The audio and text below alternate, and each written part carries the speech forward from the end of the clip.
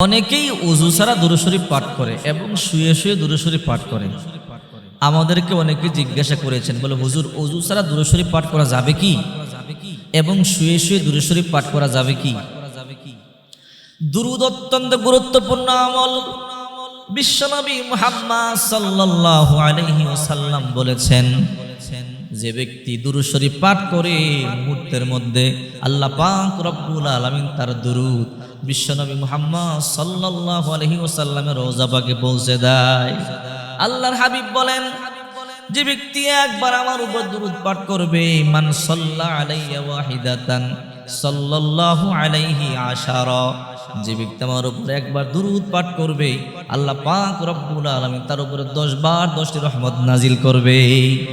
দুরূদ অত্যন্ত গুরুত্বপূর্ণ আমল, অথচ এই দুরূদ অনেকে শুয়ে শুয়ে পাঠ করে, অনেকে ওযু ছাড়া এই দুরূদ পাঠ করে। এখন এটা জায়েজ হবে কি?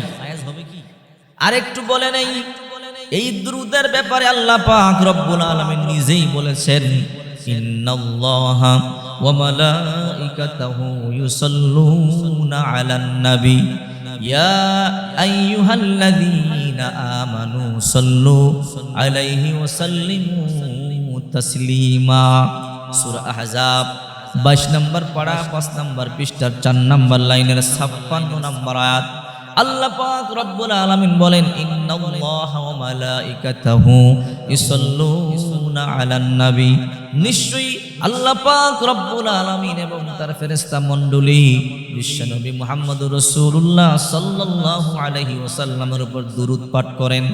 ইয়া আইয়ুহাল্লাযীনা আমানু সাল্লু আলাইহি ওয়া সাল্লিমু তাসলিমা। হে ইমানদারেরা, তোমরা নবীর উপর দুরূদ পাঠ করো, সালাম প্রেরণ করো। বিশ্বনবী বলেন, দুনিয়ার মধ্যে যে কোনো প্রান্ত থেকে দুরূদ শরীফ যে ব্যক্তি পাঠ করবে, একদল ফেরেশতা আছে, ওই ফেরেশতা মুহূর্তের মধ্যে দুরূদগুলো বিশ্বনবীর রওজা পাকে ওই ব্যক্তির নাম সহ, বাবা মায়ের নাম সহ, ঠিকানা সহ বিশ্বনবীর কাছে পৌঁছে দেয়। এই দুরূদের অনেক ফজিলত আছে। আরেকটা বলে নেই, এরপরে বলবো। আল্লাহর হাবিব বসে আছেন, রাসূল করিম সাল্লাল্লাহু আলাইহি ওয়াসাল্লামের মন খারাপ। জিবরাইল আগমন করলেন, নবীজি আপনার মন কেন খারাপ? আল্লাহর হাবিব বললেন, জিবরাইল, উম্মতের চিন্তায় মন খারাপ। উম্মতকে কেমনে জাহান্নাম থেকে বাঁচানো যায়, উম্মত কেমনে ফুলসরাতের ফুল পার হবে, বড় ভয়ঙ্কর ফুলসরাতের ফুল, চুল হইতে পাতলা খুর হইতে দাঁড়, এই ফুল আমার উম্মত কেমনে পার হবে? এবার জিবরাইল বলে, ইয়া রাসূলুল্লাহ, আপনি টেনশন করবেন না, চিন্তা করবেন না। আপনার উম্মতের যদি আমল কম হয়, আপনার উম্মত যদি বেশি বেশি দুরূদ পাঠ করে, আমি জিবরাইল ওয়াদা দিলাম আপনার উম্মতদেরকে ফুলসরাতের ফুল পার করে দিব। রাসূল একটু হেসে দিলেন। মিকাইল বলে, ইয়া রাসূলুল্লাহ, জিবরাইলের কথা শুনে আপনি হেসে দিলেন।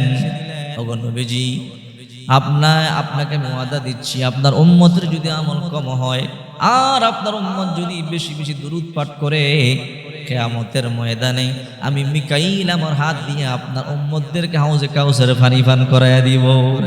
চিন্তা করেন।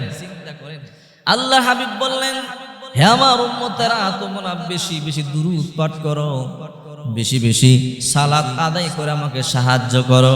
যে ব্যক্তি বেশি বেশি সালাত আদায় করবে, বেশি বেশি দুরূদ পাঠ করবে, কিয়ামতের ময়দানে আমাকে নিকটে পাবে। আল্লাহর হাবিব বলেন, মান আহাব্বা সুন্নতি ফাকাদ আহাব্বানি ওয়া মান আহাব্বানি কানা মাই ফিল জান্নাহ, যে আমার সুন্নাতকে ভালোবাসবে সে আমি নবীকেই ভালোবাসলো, আর যে আমি নবীকে ভালোবাসলো আমি নবীর সাথেই জান্নাতে যাবে। এখন আসুন আমরা গুরুত্বপূর্ণ বিষয়টি জানি। অনেকে বলে, হুজুর এই দুরূদ শরীফ ওযু ছাড়া পড়া যাবে কি? হ্যাঁ, পড়া যাবে। ওযু ছাড়া দুরূদ শরীফ পড়া যাবে, কোনো সমস্যা নাই। ওযু ছাড়া কোরআন শরীফ মুখস্থ করা যায়, কিন্তু স্পর্শ করা যায় না। যদি একটা কাগজের মধ্যে দুরূদ আরবিতে লেখা থাকে, তাহলে আপনি স্পর্শ করবেন না। ওযু ছাড়া স্পর্শ করা যাবে না, তবে মুখস্থ দুরূদ ওযু ছাড়া পড়া যাবে। যেহেতু মুখস্থ কোরআন শরীফ ওযু ছাড়া পড়া যায়, যেখানে কোরআনুল কারীম ওযু ছাড়া পড়া যায়, স্পর্শ করা যায় না, সেখানে আপনাকে অবশ্যই দুরূদ শরীফও আপনি পড়তে পারেন, কোনো সমস্যা নাই। অনেকের প্রশ্ন হলো শুয়ে শুয়ে দুরূদ শরীফ পড়া যাবে কি? হ্যাঁ, পড়া যাবে। কারণ আল্লাহ পাক রব্বুল আলামিনের জিকির যদি শুয়ে শুয়ে করা যায়, নবীর দুরূদও শুয়ে শুয়ে পড়া যাবে। আল্লাহ পাক রব্বুল আলামিন বলেন, আল্লাযীনা ইয়াযকুরুনাল্লাহা কিয়ামান ওয়া কুউদা ওয়া আলা জুনুবিহিম ওয়া ইয়াতাফাক্কারুনা ফি খালকিস সামাওয়াতি ওয়াল আরদ। আল্লাহ পাক বলেন, এমন কিছু বান্দা বান্দি দুনিয়াতে আছে যারা দাঁড়ানো অবস্থায় মাওলা পাকের জিকির করে, বসা অবস্থায় মাওলা পাকের জিকির করে, শোয়া অবস্থায় মাওলা পাকের জিকির করে। আল্লাহ বলেন, দাঁড়ানো অবস্থায় জিকির করে, বসা অবস্থায় জিকির করে, শোয়া অবস্থায় জিকির করে। যেহেতু দাঁড়ানো অবস্থায়, বসা অবস্থায়, শোয়া অবস্থায় জিকির জায়েজ, তাহলে দুরূদ শরীফ শুয়ে পড়া যাবে, কোনো সমস্যা নাই। আল্লাহ পাক বলেন, তুসাব্বিহু লাহুস সামাওয়াতুস সাবউ ওয়াল আরদু ওয়া মান ফীহিন্না ওয়া ইম মিন শাইইন ইল্লা ইউসাব্বিহু বিহামদিহি ওয়ালাকিন লা তাফকাহুনা তাসবিহাহুম। আসমানে যারা আছে, জমিনে যারা আছে, আসমানের নিচে যারা আছে, জমিনের নিচে যারা আছে, সবাই মাওলা পাকের তাসবিহ জপে জিকির করে। আল্লাহ পাক বলেন, ওয়ালাকিন লা তাফকাহুনা তাসবিহাহুম, কিন্তু তাদের ভাষা তোমরা বুঝো না।